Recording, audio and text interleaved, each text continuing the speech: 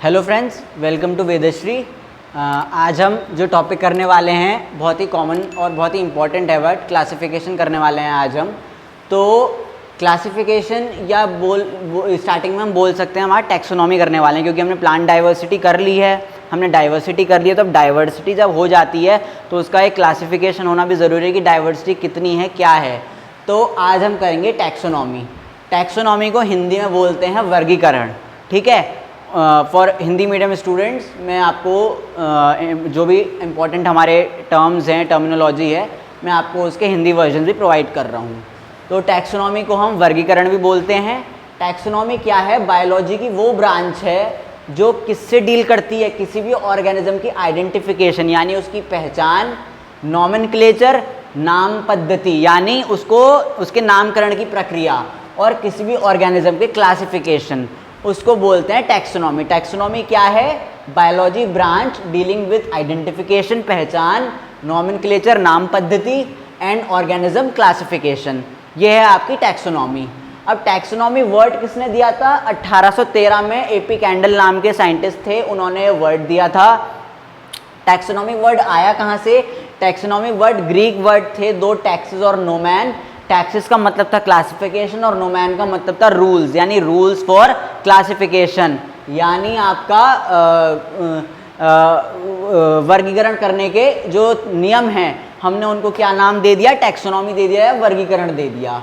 तो टैक्सोनॉमी क्या है? Taxonomy is the law of classification of organisms. बहुत सारे ऑर्गेनिज्म की क्लासिफिकेशन करने के लॉ, फिर चाहे वो अलग अलग सेम ग्रुप के हैं या डिफरेंट ग्रुप के हैं या डिफरेंट किंगडम के हैं, उनके फीचर के हिसाब से हम वो डिसाइड करते हैं कि हम उनको कौन से स्पॉट में डालेंगे। हम उनको डिफरेंट ग्रुप्स में डालेंगे, सेम ग्रुप्स में डालेंगे, सेम स्पीशीज़ या सेम प्रजाति के कक्ष में डालेंगे, वो हमारे ऊपर है। मगर वो सब हम देखते हैं उनके फीचर्स के हिसाब से, जो उनके फीचर्स होते हैं, ठीक है।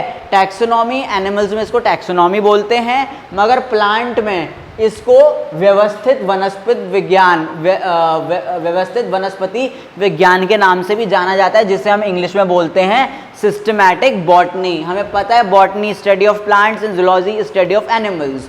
तो सिस्टमैटिक बॉटनी को हिंदी में क्या बोलते हैं? व्यवस्थित वनस्पति विज्ञान। ये है हमारा टैक्सोनॉमी। अब टैक्सोनॉमी में आपके क्या होते हैं? तीन स्टेजेस होती हैं। पहली स्टेज होती है आइडेंटिफिकेशन, ठीक है, यानी पहचान। दूसरी होती है नॉमेनक्लेचर नाम पद्धति, और तीसरी होती है क्लासिफिकेशन यानी अलग अलग क्लासिफाई करना। आइडेंटिफिकेशन में क्या होता है? जितने भी अननोन ऑर्गेनिज्म है, जिनके बारे में हमें नहीं पता है, हम उनको कंपेयर करते हैं किससे?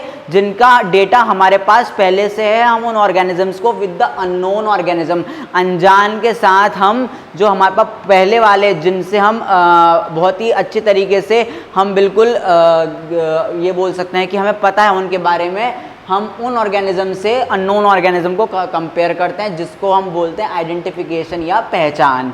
उसके बाद नॉमेनक्लेचर। नॉमेनक्लेचर का मतलब क्या होता है? नाम रखने की प्रक्रिया या नाम पद्धति, जिसे हम बोलते हैं। फिर आता है आपका क्लासिफिकेशन। क्लासिफिकेशन क्या होता है? क्लासिफिकेशन पहले तो हमने क्या कर दिया? हमने पहले डिटरमाइन करा कि हमारे पास उस जंतु का डेटा है या नहीं है। हमने कैसे आइडेंटिफाई करा? With the unknown organism. जो हमारे नोन और अननोन है उनको कंपेयर करके हमने आइडेंटिफिकेशन करा। जब हमें आइडेंटिफाई हो गया, हमें पता चल गया कि ये कौन है, हमने उसका नाम रख दिया। और नाम रखने के बाद जब हमने उसके फीचर्स देख लिए कि वो किस कैटेगरी में फिट बैठता है, हमने उसे क्लासिफाई कर दिया, और हमने उसे प्रॉपर एक ऑर्डर होता है, क्लासिफिकेशन का एक प्रॉपर ऑर्डर होता है, जो यहाँ पे मैंने लिख रखा है, species, genus, family, order, class और डिवीजन। ये यूनिवर्सल, ये आपका यूनिवर्सल ऑर्डर है, इसको आप बिल्कुल भी चेंज नहीं कर सकते। ये कभी मत करना कि प्रजाति बाद में आ जाए, जीनस पहले आ जाए, ठीक है। ये इसी ऑर्डर में जाएगा। अब ये था हमारा टैक्सोनॉमी के तीन प्रोसेस: आइडेंटिफिकेशन, पहचान, नाम पद्धति और क्लासिफिकेशन। अब टैक्सोनॉमी तो एक तो दी थी एपी कैंडल ने 1813 में। इसके अलावा टैक्सोनॉमी के फील्ड में, यानी आपके वर्गीकरण के फील्ड में, बहुत और भी साइंटिस्टों का योगदान रहा है, जिसमें कुछ हैं आपके एरिस्टोटल, जॉन रे, कार्लियस और कार्लियस लिनियस। ये 3 ऐसे साइंटिस्ट हैं जिनका बहुत ही महत्वपूर्ण आपका योगदान रहा है वर्गीकरण के फील्ड में, यानी टैक्सोनॉमी के फील्ड में। अब उसके बाद ये तो था एनिमल। जब हम प्लांट्स की बात करते हैं तो कुछ प्लांट्स भी हम 3 कैटेगरीज के हिसाब से हम क्लासिफाई करते हैं, हर्ब्स, श्रब्स और ट्रीज, कि वो हर्ब्स हैं, वो श्रब्स हैं या वो ट्रीज हैं। ये हो गए आपके क्लासिफिकेशन बेस्ड ऑन प्लांट। उसके बाद क्लासिफिकेशन भी 3 तरीके की होती हैं, आर्टिफिशियल, नेचुरल और फाइलोजेनेटिक। इसमें आपको मुझे हिंदी में बताने की ज़रूरत नहीं है क्योंकि आर्टिफिशियल बहुत कॉमन वर्ड है, नेचुरल यानी नेचुरल तरीके से बहुत कॉमन है, जिसके कोई हिंदी ट्रांसलेशन ज़रूरी नहीं है। आप बचपन से आर्टिफिशियल और नेचुरल सुनते आ रहे हो। तो आर्टिफिशियल सिस्टम किसने दिया था, या हम इसको किस और नाम से जानते हैं, एरिस्टोटल और थियोपेस्ट्रस। ये आर्टिफिशियल सिस्टम इन्होंने दिया था। थियोपेस्ट्रस, एक और फैक्ट मैं आपको बता दूं, इनको बॉटनी का फादर भी कहा जाता है, वनस्पति विज्ञान का पिता इन्हें कहा जाता है, थियोपेस्ट्रस को। तो जो आर्टिफिशियल सिस्टम था, जो आर्टिफिशियल सिस्टम था वो किस पे बेस्ड था, वो बेस्ड था आपके हैबिटेट पे, यानी कोई इंसान किस जगह में रह रहा है उसके हिसाब से, और कितने ऑर्गेनिज्म है, कितने वहाँ पे जीव जंतु प्रेजेंट हैं, उसके हिसाब से आर्टिफिशियल सिस्टम निकाला गया। उसके बाद नेचुरल सिस्टम। नेचुरल सिस्टम आपका किस पे डिपेंड करता है, नेचुरल रिलेशनशिप पे डिपेंड करता है। नेचुरल सिस्टम किसने दिया था, बेंथम एंड हुकर ने दिया था। उसके बाद थर्ड है आपका फाइलोजेनेटिक। फाइलोजेनेटिक में हम क्या देखते हैं, हम एवोल्यूशन के बारे में देखते हैं, यानी हम वो इंसान का ये बोल सकते हैं कि निर्माण कहाँ से हुआ, वो उसके क्या एंसेस्टर रह चुके हैं, वो एवोल्यूशनरी रिलेशनशिप हम देखते हैं, उनके जेनेटिक रिलेशनशिप हम देखते हैं कि दो ऑर्गेनिज्म के बीच में उनका क्या जेनेटिक रिलेशनशिप रहा है, ठीक है, उनका अनुवांशिक रिश्ता क्या कैसा रहा है, वो सब हम फाइलोजेनेटिक में देखते हैं। फाइलोजेनेटिक सिस्टम किसने दिया था, हचिंसन ने दिया था, और इसीलिए इसे हचिंसन सिस्टम भी कहा जाता है। अब आपको मैं एक नई चीज और बता दूं, अगर थियोपेस्ट्रस को बॉटनी का, वनस्पति विज्ञान का फादर कहा जाता है, तो वनस्पति विज्ञान की माता किसे कहा जाता है, फर्डिनेंड कॉन को मदर ऑफ बॉटनी कहते हैं। क्वेश्चन आधा तो नहीं है बट आपको पता होना चाहिए क्योंकि कभी पूछा जा सकता है, क्योंकि फादर ऑफ बॉटनी बहुत कॉमन है बट मदर ऑफ बॉटनी बहुत कम पता होती है लोगों को। तो ये आपके Theophrastus father of botany and mother of botany Ferdinand Cohn. उसके बाद ये तो थे हमारे वो सारे सिस्टम जो हम बचपन से पढ़ते हुए आए हैं, मगर जैसे जैसे दुनिया आगे बढ़ रही है, 21वीं सदी है, वैसे ही कुछ नए ट्रेंड्स भी आए वर्गीकरण के क्षेत्र में, कुछ नए ट्रेंड्स भी आए, ठीक है, यानी कुछ फैक्टर यानी कुछ सिस्टम हमने ऐसे रखे हैं वर्गीकरण के क्षेत्र में जो ज़रूरी हैं ताकि किसी भी इंसान की टैक्सोनॉमी या टैक्सोनॉमी की प्रक्रिया वर्गीकरण बहुत अच्छे से हो पाए। तो कुछ ट्रेंड्स आपके टैक्सोनॉमी में बेस्ड हैं कुछ फील्ड में। पहली फील्ड है साइटोलॉजी। साइटोलॉजी को कोशिका विज्ञान भी कहते हैं। तो हिंदी मीडियम स्टूडेंट्स के लिए ये बहुत ही उनको आसान रहेगा पढ़ने में कि मॉडर्न ट्रेंड्स ऑफ टैक्सोनॉमी किन किन पे डिपेंड है। पहली है साइटोलॉजी, जिसको हम बोलते हैं कोशिका विज्ञान, जिसमें हम कोशिकाओं के बारे में पढ़ते हैं, वो हो गई कोशिका विज्ञान। दूसरी है आपकी जेनेटिक्स। जेनेटिक्स मतलब अनुवांशिकी, ठीक है, हम किसी के भी अनुवांशिक स्थिति के बारे में पढ़ रहे हैं, अनुवांशिक हिस्ट्री के बारे में पढ़ रहे हैं, वो आ जाता है आपका जेनेटिक्स। उसके बाद थर्ड फैक्टर है फिजियोलॉजी। फिजियोलॉजी में हम शरीर क्रिया विज्ञान बोलते हैं, इसे हम शरीर के बारे में पढ़ते हैं। फोर्थ है आपका बायोकेमिस्ट्री। शरीर तो बन गया मगर शरीर के अंदर जितने भी सेल्स हैं, जितने भी रसायन हमारे अंदर हैं, उनके बारे में जो हम पढ़ते हैं तो उसे बोलते हैं जीव रसायन। तो जो आपके टैक्सोनॉमी के कुछ मॉडर्न ट्रेंड्स हैं वो किस किस पे डिपेंड करते हैं, साइटोलॉजी जिसे हम बोलते हैं कोशिका विज्ञान, जेनेटिक्स जिसे हम बोलते हैं आपके अनुवांशिकी, फिजियोलॉजी बोलते हैं हम शरीर क्रिया विज्ञान, बायोकेमिस्ट्री को हम बोलते हैं जीव रसायन, और फोर्थ है आपका पैलेंथोलॉजी। पैलेंथोलॉजी को हम बोलते हैं जीवाश्म विज्ञान, ठीक है।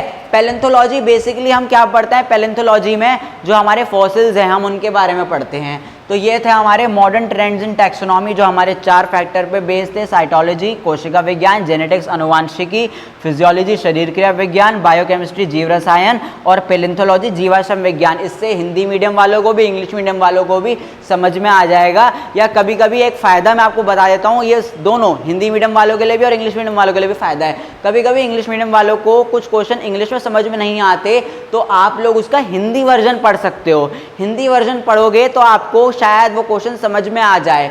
सेम थ्योरी हिंदी वाले भी अप्लाई कर सकते हैं कि कभी कभी कुछ चीज़ अगर उन्हें हिंदी में समझ में नहीं आई है, कोई क्वेश्चन है उन्हें हिंदी में समझ में नहीं आया, तो वो उसका इंग्लिश वर्जन पढ़ सकते हैं, जिससे उन्हें आसानी होगी क्वेश्चन को सॉल्व करने में या क्वेश्चन का आंसर देने में।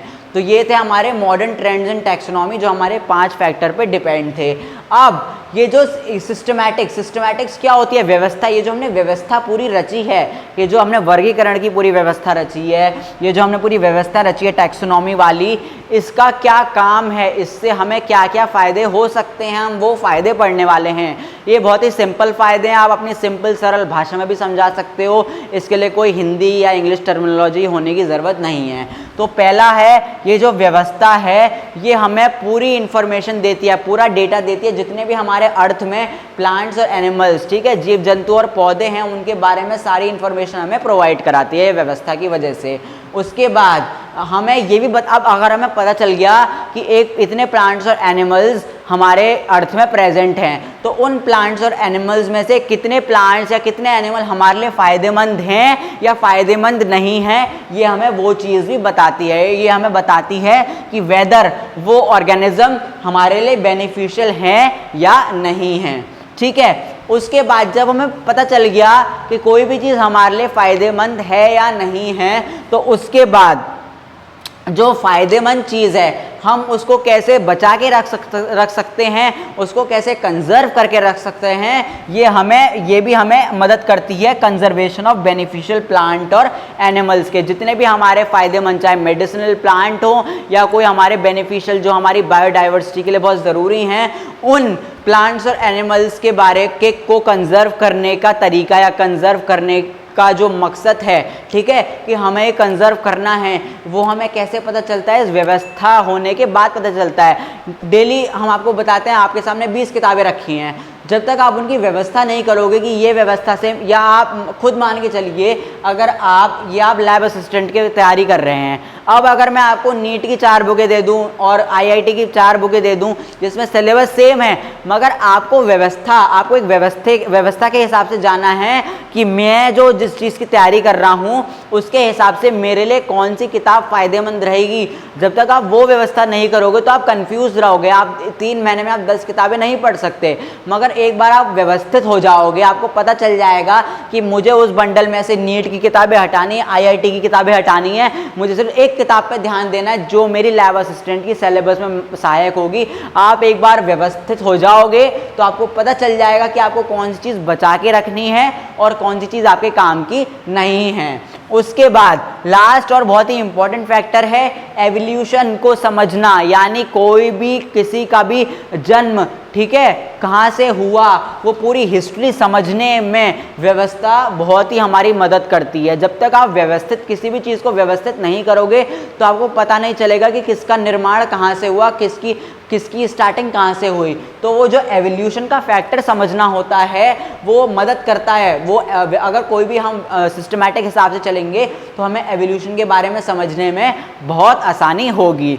अब हम पढ़ते हैं आपके एक नई चीज़ मैं आपको बताता हूँ। टैक्सोनॉमी तो हमने पढ़ ली, वर्गीकरण हमने पढ़ लिया, अब हम पढ़ेंगे वर्गीकरण चाबी, ठीक है, यानी वर्गीकरण की एक चाबी होती है, हम इसको टैक्सोनॉमिक की बोलते हैं इंग्लिश में। वो क्या होती है? वो एक टूल है जो वर्गीकरण करने वाले लोगों के काम आती है, जिससे वो क्या करते हैं, अलग अलग ऑब्जेक्ट्स को क्या कर पाते हैं, आइडेंटिफाई कर पाते हैं। वो अलग अलग ऑब्जेक्ट्स आपके नोन भी हो सकते हैं जिनके बारे में आपको पहले से पता होगा, या वो अननोन भी हो सकता है जिनके बारे में आपको नहीं पता है, पहली बार आपको उसके बारे में पता चला है, आप वो चीज़ के बारे में जान सकते हो। उसके बाद ये जो टैक्सोनॉमिक की होती है जिससे वर्गीकरण किया जाता है, ये 3 तरीकों से किया जाता है। या तो हम क्या करते हैं, जिनके बारे में हमें पता चल गया कि ये भैया ये चीज़ है, मान लो हमें बहुत एक बड़ी व्हेल मछली पकड़ ली हमने, हमें पता है कि वो व्हेल मछली है, तो हमने उसे क्या करा, हमने उसे एक म्यूजियम में रख दिया,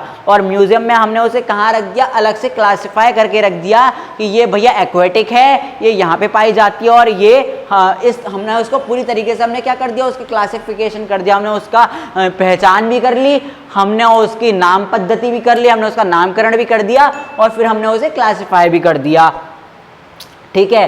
उसके बाद पब्लिशिंग डिस्क्रिप्शन ऑफ स्पीशीज। आप म्यूजियम में जाओगे, आपने अलग से क्लासिफाई तो कर दिया, आपने उसे एक अलग बर्तन में डाल दिया, मगर म्यूजियम में आने वाले लोगों को कैसे पता चलेगा कि ये क्या है? तो दूसरे में आप क्या करते हो, उस स्पीशीज के डिस्क्रिप्शन, उस स्पीशीज के बारे में आप बताते हो, ठीक है। और थर्ड है आपका कंस्ट्रक्शन ऑफ टैक्सोनॉमिक कीज। ये बहुत ही सिंपल 3 तरीके हैं मगर बहुत एसेंशियल हैं। टैक्सोनॉमिक की क्या होती है, बोथ अननोन, अनजान और जानने वाले स्पीशीज दोनों के लिए अप्लाई होती है। तो ये बहुत ही इंपॉर्टेंट टॉपिक है टैक्सोनॉमी का। फिर से मैं आपको एक रिवीजन दे देता हूँ। टैक्सोनॉमी AP कैंडल ने दी 1813 में। 2 ग्रीक वर्ड थे, टैक्सेस और नोमास, क्लासिफिकेशन और रूल्स। इससे टैक्सोनॉमी को की डेफिनेशन हमने बना दी। टैक्सोनॉमी को वर्गीकरण भी बोलते हैं। टैक्सोनॉमी 3 स्टेजेस में होती है। पहले में हम पहचान करते हैं, दूसरे में हम नामकरण करते हैं और तीसरे में हम क्लासिफिकेशन कर देते हैं।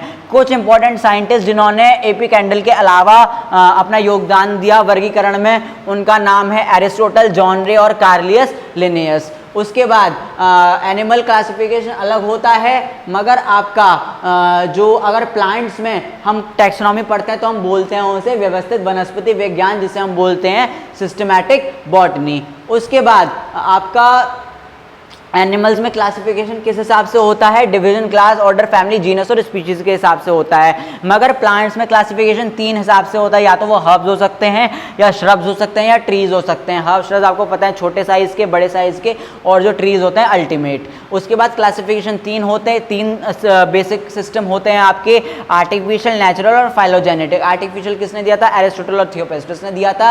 यह आपका कहाँ पे इंसान, कहाँ पे वो स्पीशीज या ऑर्गेनिज्म रहता है और कितने हैं, वो आर्टिफिशियल होता है। नेचुरल में हम पढ़ते हैं, नेचुरल रिलेशनशिप के बारे में पढ़ते हैं, ये दिया था बेंथम एंड हुकर ने। फाइलोजेनेटिक को हचिंसन सिस्टम भी कहा जाता है। इसमें हम उनके एवोल्यूशनरी हिस्ट्री पढ़ते हैं कि उनका जो पुनर्निर्माण था या जो उनकी हिस्ट्री थी या उनकी आनुवांशिक जो हिस्ट्री रही है, हम वो पढ़ते हैं। उसके बाद जो आपके अब नए वर्गीकरण में नए सिस्टम आए हैं, वो 5 फैक्टर में डिपेंड होते हैं। कोशिका विज्ञान, साइटोलॉजी, आनुवांशिकी, जेनेटिक्स, शरीर क्रिया विज्ञान, फिजियोलॉजी, और बायोकेमिस्ट्री जिसे हम जीव रसायन भी बोलते हैं, और पेलेंथोलॉजी जिसे हम जीवाश्म विज्ञान भी बोलते हैं। ये होते हैं आपके मॉडर्न ट्रेंड्स जो आपके अब टैक्सोनॉमी में आए हैं। उसके बाद ये जो हमने पूरी व्यवस्था करी है टैक्सोनॉमी में, ये व्यवस्था हमें किस चीज़ में मदद करती है, हमें जितने भी प्लांट्स और एनिमल हैं उनके बारे में डेटा प्रोवाइड कराती है। फिर वो प्लांट और एनिमल हमारे लिए फ़ायदेमंद है या नहीं है वो हमें बताती है। अब जो हमारे लिए फ़ायदेमंद है उसका कंजर्वेशन कैसे करना है वो हमें बताती है, और ये जो पूरी एवोल्यूशन की चेन है ये हमें बताती है। फादर ऑफ बॉटनी मैंने आपको बता दिया Theophrastus, mother of botany Ferdinand Cohn. और टैक्सोनॉमिक की मैंने आप समझ चुके होंगे अच्छे से कि टैक्सोनॉमिक की क्या है, वर्गीकरण में इसका क्या उपयोग होता है। आई होप आपको एक कंटेंट समझ में आया होगा।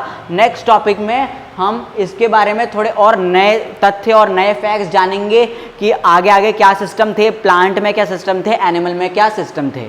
आई होप आपको एक कंटेंट समझ में आया होगा। नेक्स्ट वीडियो में हम आपको और भी चीज़ें बताएंगे। मिलते हैं नेक्स्ट वीडियो में। Thank you.